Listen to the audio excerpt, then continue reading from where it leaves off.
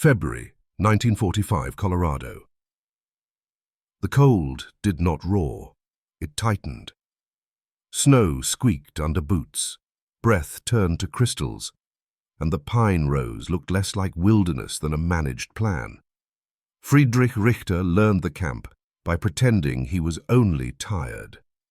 On paper he was prisoner 6-8142, a German enlisted man assigned to a forestry work detail. In fact, he was an Abwehr lieutenant, inserted among POWs with a simple code name, Lumberman, and a mission that assumed America had blind spots. His first day on the logging line, he swung an axe like everyone else and counted anyway.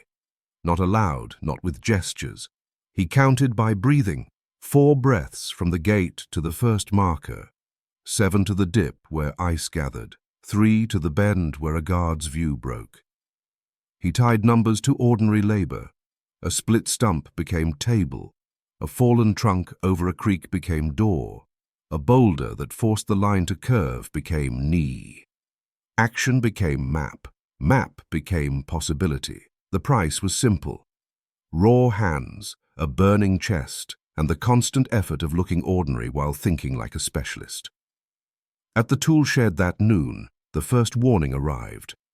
As Richter returned his axe, a guard named Morrison, broad, wind-red, calm, stepped close enough to make the question sound casual. "Why are you always looking around like you're measuring the place?" Richter answered in flat English, the way a prisoner would. "Forest is easy to get lost. I like to know where I am." Morrison let him go. Result, no punishment. Cost, always meant pattern, and pattern meant attention. That night Richter paid the cost by changing his own rhythm.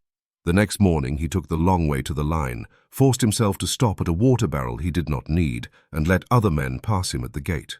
Result, his movements no longer matched yesterday's cadence. Cost, the map in his head grew slower, and he had to accept that every new coordinate would now be earned at a higher price.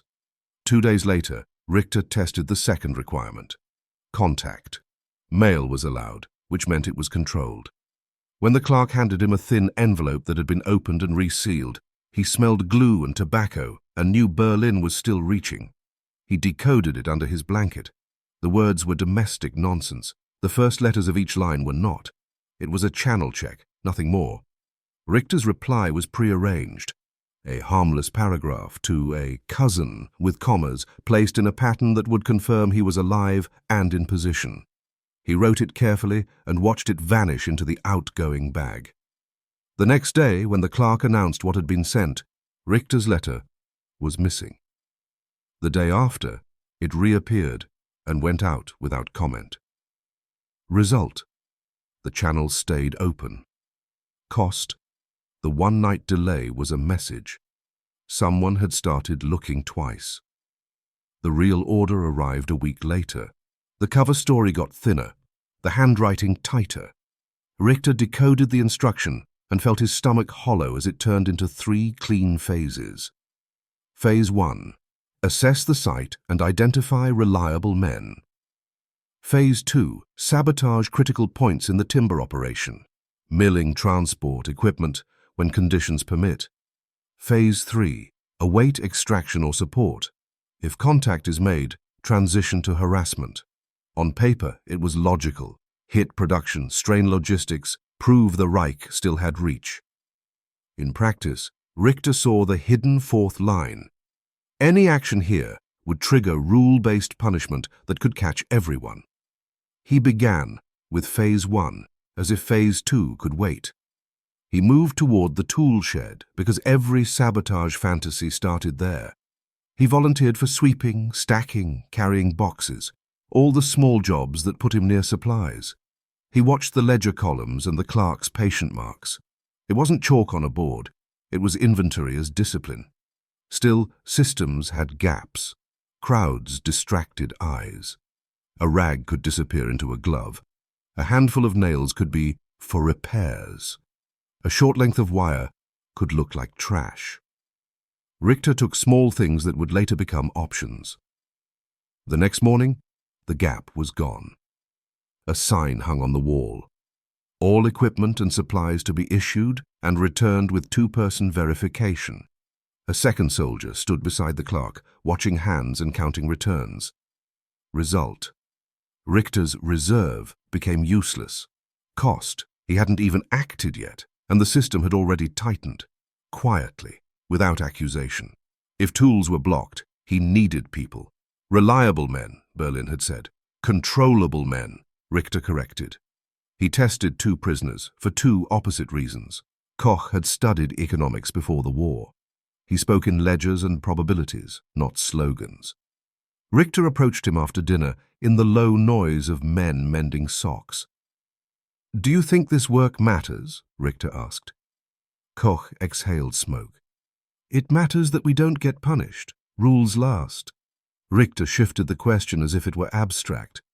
"If someone did something forceful?" Koch's eyes sharpened. "Then everyone pays. And if you're wondering who'd report you, the answer is whoever thinks it buys him a cigarette." Result: Koch refused. Cost: Richter had just created a possible witness. Stahl was the other type, gaunt, older, hungry for meaning, still speaking of duty as if defeat was a rumor. He found Richter that same night and spoke low. "You're asking around," Stahl said. "Good. When?" Richter tried to blunt him. "Not now." Stahl's smile turned hard. "Not now is never. If you won't lead, I will." Result: Stahl was a fuse. Cost: Richter now faced two risks at once: Koch's self-preserving caution and Stahl's self-destructive zeal. With tools blocked and people unstable, Richter did what he could still do: measure. If he couldn't act, he could at least know what action meant. He started with food. He counted calories by habit: meat in the stew, fat on the surface, bread fresh enough to tear clean. He compared it to what his own units had eaten on the Eastern Front. He wrote nothing down, but he stored the ratios like coordinates. He watched maintenance. A truck's bearing failed, and he expected improvisation and delay. Instead, the repair request was made, and within days a specialist vehicle arrived with a new part installed without drama. A damaged axe edge was reported, and the next day the tool was replaced. The Americans treated replacement as routine, not miracle. Later, while the detail warmed hands near the mill, an American supervisor explained a new cutting schedule to his own men, not in whispers but in plain daylight, talking about keeping the stand healthy for the next 50 years. Richter did not understand every word, but he understood the premise. The enemy was already budgeting for an after. Result: the mission's timeline felt suddenly childish. Cost: Berlin's demands began to sound less like strategy and more like spite. Result: he could quantify the enemy's depth. Cost: the numbers did not inspire confidence. They made his mission feel like theater. Then another letter arrived, and this time Berlin stopped pretending. The decoding revealed panic. It demanded an unavoidable incident that would be impossible to ignore, something that would force the enemy to feel cost. It added a clause that read like poison: if necessary, sacrifice a few to stiffen the resolve of the many. Richter read that line twice to be sure he hadn't invented it. Result: the mission shifted from sabotage to sacrifice. Cost: he understood coldly that he and any men near him were considered expendable, useful as a story, not as an asset. And in the barracks, Stahl was waiting for the story to begin. Stahl pushed again the next day, shoulder to shoulder in the issuance line, voice hidden under the clink of tools. "They're afraid," Stahl said. "That's why they tightened the shed. It means we can hurt them." "When?" Richter kept his gaze on the ledger. "They tightened because someone was careless." Stahl's tone sharpened. "Careless is not the same as loyal." Richter felt the camp's new geometry. Any refusal would make Stahl act alone, and any action would make the Americans tighten rules on everyone. The mission had become a trap that rewarded only one outcome: collective suffering. He turned the problem into arithmetic. If he sabotaged the mill, how long would it stop? He watched spare blades stacked like ammunition. He watched belts that could be swapped in minutes. If he damaged a truck, how long until it rolled again? He watched a spring replaced with calm efficiency and timed the work. He ran the numbers and got an answer that felt insulting. Delay measured in days. Then he ran the other numbers, the ones Koch had hinted at. How long would new rules last? Weeks, months, the remainder of captivity. How many men would pay for one incident? All of them. Result. Cost-benefit collapsed. Cost? It didn't matter. Stahl still wanted action, and Berlin was still demanding spectacle. Richter chose a compromise that looked like control. A small defect that would not justify punishment, but would convince Stahl that movement existed. A pressure release. Buy time. He targeted transport, because transport offered plausible deniability. At day's end, with the yard crowded, he slipped behind a logging truck and crouched where a stack of logs broke the line of sight. He used a small wrench he had kept from a field kit and loosened a non-critical bracket bolt a quarter turn, enough to rattle, not enough to kill. He rose and brushed snow from his hands. A voice snapped behind him. "What are you doing?" A young soldier stood there with a notebook, eyes sharp. Richter answered in plain English, "Bracket loose. Fixing." The soldier crouched, tested the bolt with his fingers, then stood. "You didn't report it. It is small," Richter said. "Small is how accidents start," the soldier replied. "Get back in line." Result, Richter was not arrested. What? Cost. The system had witnessed his hand on the machine, and it would respond at its own speed. That night, the response came, not as violence, but as procedure. After lights out, Morrison entered the barracks with another soldier and a lantern. "Stay in your bunks," he said. Inspection. Footlockers opened. Seams were checked. Bibles were flexed. The search moved like a metronome.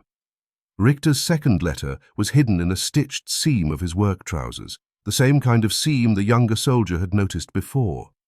He felt the air thin as Morrison stopped at his bunk. The soldier lifted the trousers, ran fingers along the stitching and paused. "Who sewed this?" he asked. "For work," Richter said, keeping his face empty. "Stronger." Morrison nodded once.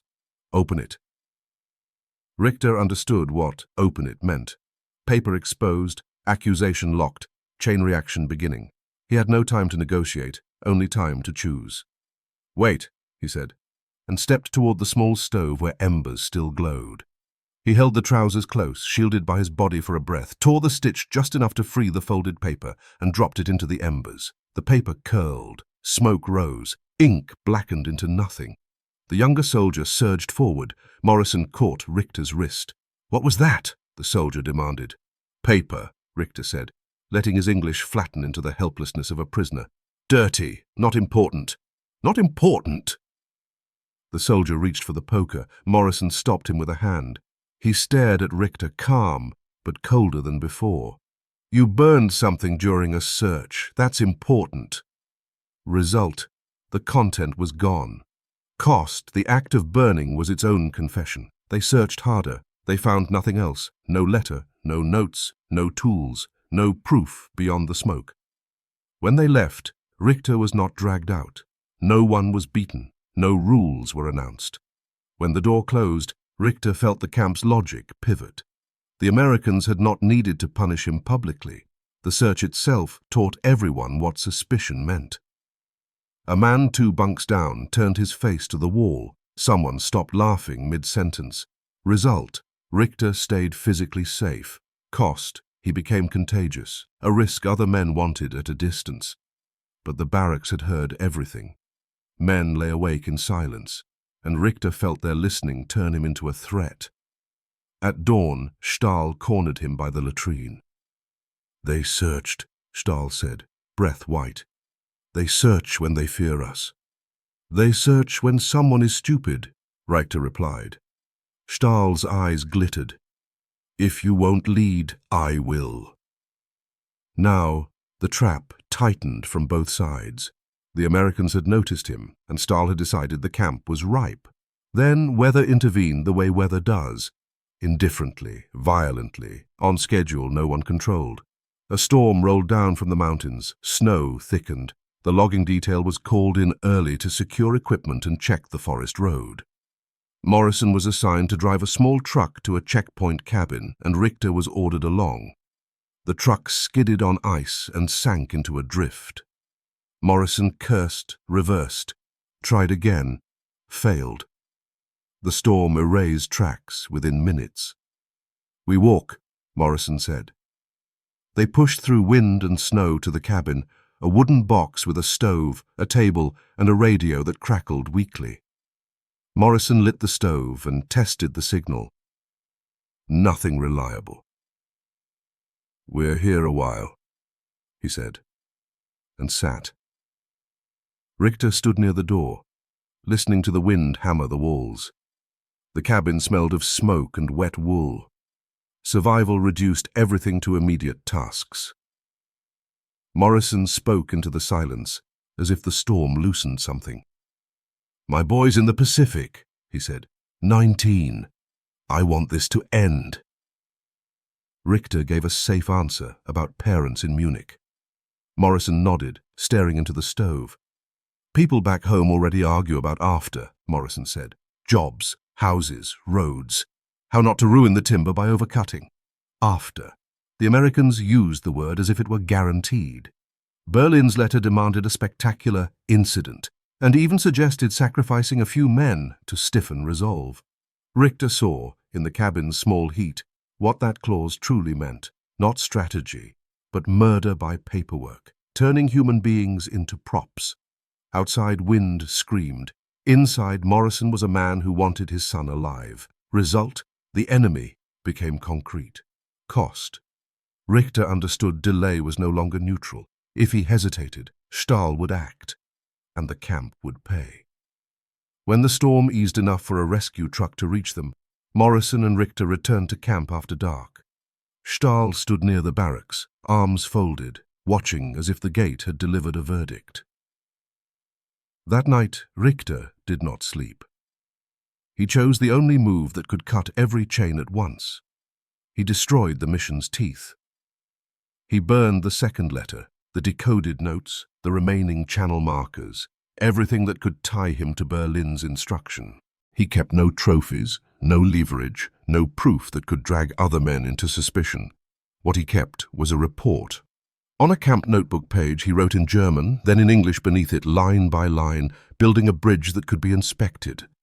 He described the phases of his mission. He described the channel's structure in a way that could be verified. He described the camp's repair speed and why sabotage here would produce days of delay at the cost of months of punishment.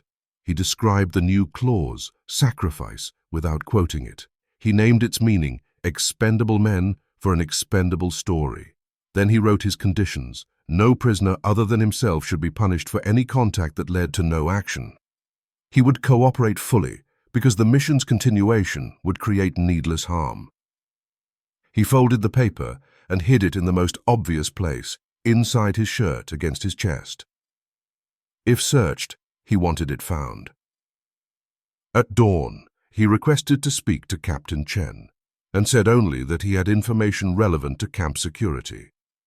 The guard wrote it down, frowned, and told him to wait. Waiting stretched like wire. Koch avoided his eyes. Stahl watched him as if deciding whether to strike first. Near midday, Richter was escorted to the administrative building. The corridor smelled of coffee and damp coats. A clock ticked too loudly. Chen's office held a desk, forms, and a timber-tracked map marked with clean lines. Chen was not tall, but his calm carried weight. Beside the desk stood Weber, the translator, blond and precise, hands folded as if preparing to turn chaos into a record. Chen gestured to a chair. Richter sat only after he was told. "What do you want to tell me?" Chen asked. Richter spoke in German first, steady and plain. "I am a commissioned officer of German military intelligence. My assignment was to organize sabotage in this detachment and wait for contact." Weber translated. Chen's eyes sharpened. Richter slid the folded report across the desk like a weapon offered safely. I believe the assignment has no military value. It will produce collective punishment. The new order allows sacrifice. I surrender and will cooperate. Chen did not touch the paper immediately. Why now? He asked. Because your system reacts fast, Richter said. Because one man in my barracks will act without control. Because my orders treat men as expendable. Weber's English made expendable sound like a stamp. Chen read the first lines, then looked up. You're asking for a deal. I'm asking for prevention, Richter replied. No one else punished for what did not happen.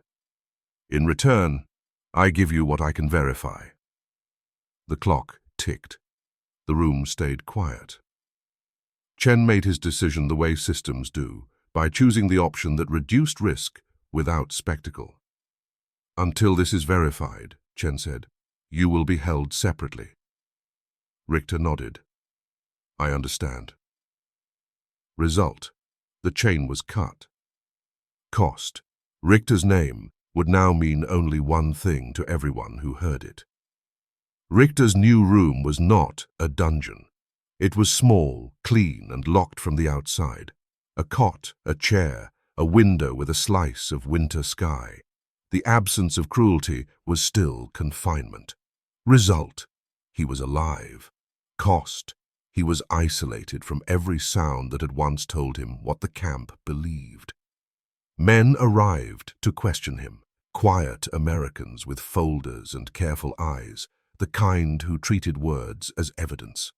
They asked how the letters were structured, what harmless phrases carried meaning, what signatures appeared, how the tone had changed between the first order and the second. One man slid a copied paragraph across the table, a fake family note with nothing dangerous in its plain reading, and said, "Show me what you would see." Richter traced the acrostic with a finger and translated the hidden instruction into English, then pointed out the deliberate misspelling that marked the sender's unit. Result: a claim became a demonstration. Cost: each correct answer proved not only that he was telling the truth, but that he had once been capable of doing exactly what he now said he refused. Richter answered with discipline. No embellishment, no pleading, only what could be checked. The questioning turned his confession into a set of testable claims. The Americans did not need to trust him. They needed to verify him. One interrogator, older, thin-lipped, tapped the section of Richter's report describing the sacrifice clause. "This reads like someone trying to set you up," he said. Richter's throat tightened. "Yes." "You think you were meant to be caught," the man said, more statement than question. Richter chose precision. "I think Berlin wanted a story, not a result." Result: his suspicion became part of the record. Cost: it confirmed the ugliest possibility, that his mission had been designed to burn him. Days later, Chen visited once. Standing in the doorway with snow melting on his coat, he offered information in the only currency that mattered here: procedure. "Your report checked out," Chen said. "Enough to take seriously." Richter asked the question that had become his private measure of success. "The camp." "No mass punishments," Chen said. "No public announcements. But security procedures have been adjusted." Adjusted meant more ledgers, more checks, more quiet pressure. Not vengeance, but prevention. Result: his condition held. Cost: the camp would be tighter forever, and the men would never know why. Chen studied Richter for a moment. "You made a choice," he said. "It took a certain kind of courage." Richter did not accept the word. "It took arithmetic," he said.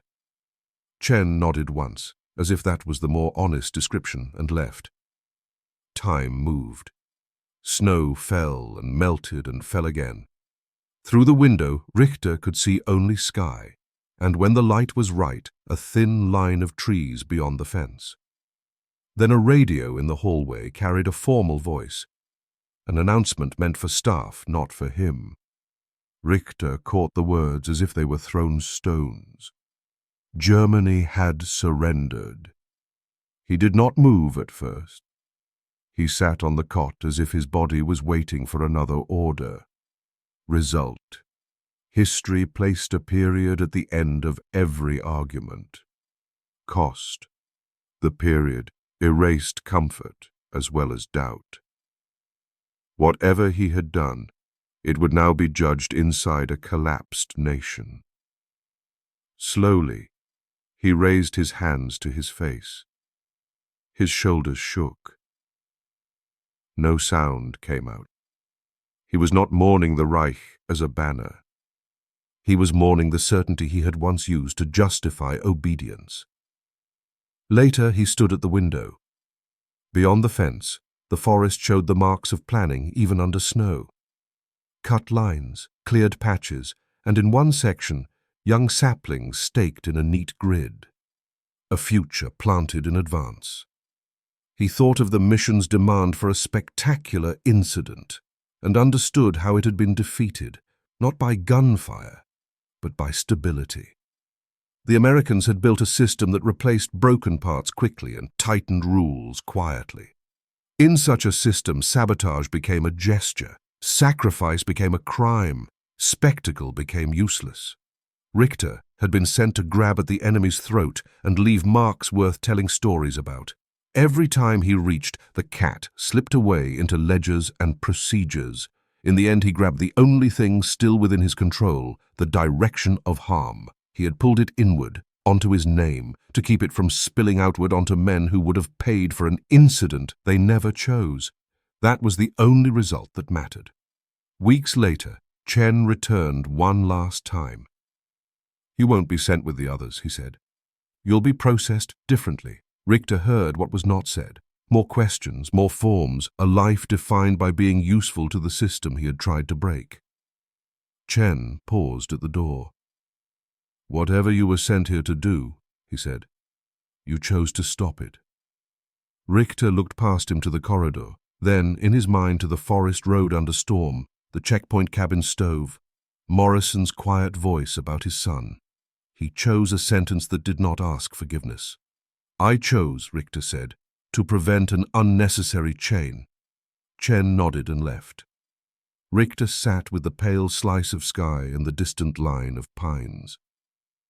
Outside, the forest would be cut, replanted, and cut again. It did not care whose orders drove the axes.